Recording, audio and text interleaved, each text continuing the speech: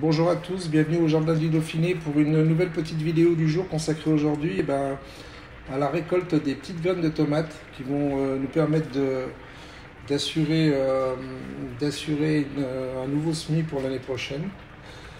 Donc là, comment je procède? J'ai partagé en deux tout simplement une tomate. Donc là, en l'occurrence, c'est une watermelon. Donc dans chaque compartiment, j'ai récupéré les graines. Alors ce qui reste de la tomate, c'est pas perdu, ça va aller dans le coulis.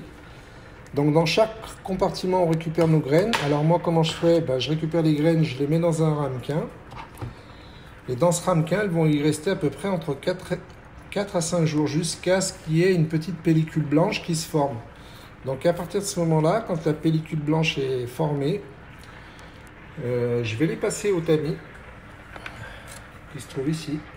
Je ne sais pas si on peut appeler ça un tamis, mais bon, une passoire, une sorte de chinois.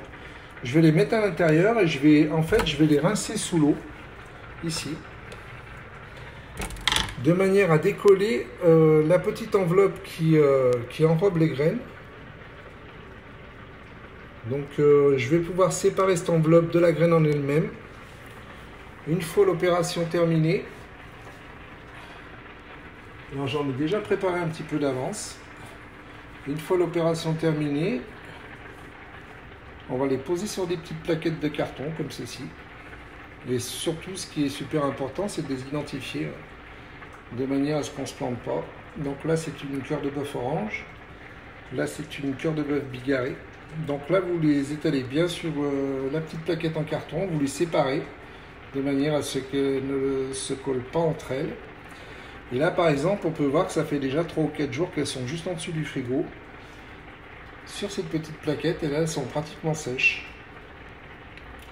Donc, elles vont pas tarder à être mises en sachet, de manière à ce que je puisse faire mes semis l'année prochaine, à partir de ces graines-là. Donc, la petite plaquette va juste en dessous du frigo, qui se trouve ici, voilà. Là, elles vont sécher tranquillement encore 3 ou 4 jours. Donc là, on voit déjà qu'elles sont bien sèches. On va encore les laisser quelques jours de manière à être vraiment certain qu'elles soient sèches. Donc voilà, tout simple, tout blette, de manière à pouvoir avoir des graines d'une année à l'autre. Mais écoutez, j'espère que cette petite vidéo vous a plu. Je vous dis bon jardinage et à très bientôt pour une nouvelle vidéo au Jardin du Dauphiné. Bye bye.